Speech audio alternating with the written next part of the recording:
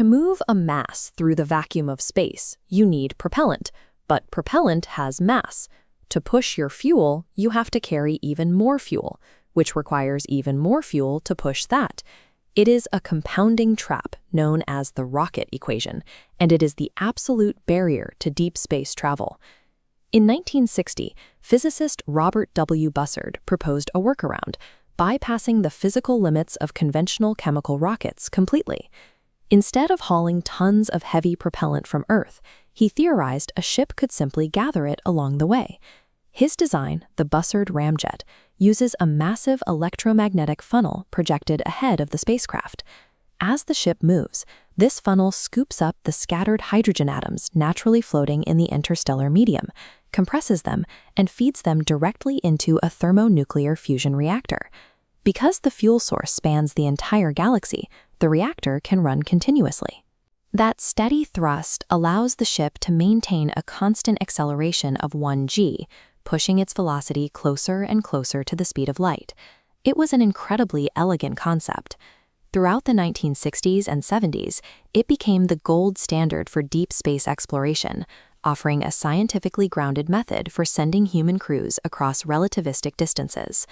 But mathematics rarely compromise for elegant ideas. As researchers began running the actual calculations on thermodynamics and momentum, they found that the universe strictly forbids this kind of infinite energy. The first hurdle is supply. The interstellar medium is a near-perfect vacuum. On average, you will find only about 1 hydrogen atom per cubic centimeter. To collect enough of those sparse atoms to sustain a fusion reaction, the ship's magnetic funnel has to be impossibly wide. You would need an electromagnetic field spanning thousands of kilometers in diameter. Even if you could project a field that large, the intake process creates its own fatal problem. In 1978, aerospace engineer T.A. Heppenheimer analyzed the physics of compressing those collected protons. He found that forcing them into a dense enough state for fusion triggers a massive release of braking radiation, known as Bremsstrahlung. That radiation is lost energy. According to Heppenheimer's calculations, the energy bleeding away during compression is roughly 1 billion times greater than the energy the fusion reaction can actually produce. The machine destroys itself. Attempting to contain and compress the incoming fuel burns exponentially more power than the reactor generates, and the system instantly starves. Thermodynamically, the ramjet is a parasite. The physical act of gathering the fuel consumes the exact energy the fuel was supposed to provide.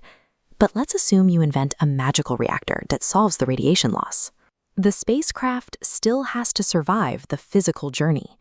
In 1969, an MIT undergraduate named John Ford Fishback ran the relativistic math on the magnetic scoop, determining the hard structural limits of acceleration. When a ship travels at a significant fraction of light speed, the sparse atoms of the interstellar medium hit the magnetic field with the kinetic force of a solid wall. That kinetic impact doesn't just disappear. The incoming momentum strikes the magnetic field, and the field transfers that enormous shear stress directly down into the physical coils and the chassis of the ship. Fishback proved that this shear stress mathematically exceeds the tensile strength of any known physical material. Even if you built the hull out of diamond or graphene, the drag of the empty vacuum will violently rip the chassis apart. Physics, it turns out, enforces a strict speed limit. The faster you push mass through the interstellar medium, the more violently the vacuum pushes back. For decades, these mathematical flaws, the massive radiation loss and the immense structural drag, were viewed as the death of the Bussard ramjet. But in physics, massive drag is just another term for kinetic energy dissipation. Modern engineers looked at the equations and realized the design's terrible efficiency at producing forward thrust makes it a mathematically perfect brake.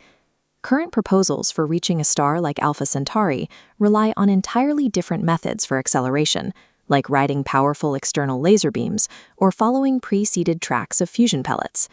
But those methods leave you moving at a fraction of light speed, with no way to stop.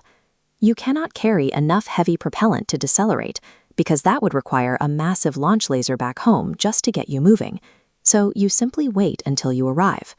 As the ship approaches the target star system, it deploys the Bussard ramscoop, turning the entire spacecraft into an interstellar magnetic parachute. This line graph illustrates exactly how effective this is.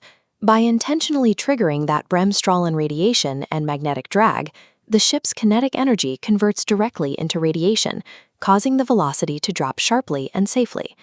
The Bussard Ramjet failed as humanity's infinite engine to the stars, but its uncompromising physics provide the exact mechanism we need to survive the arrival.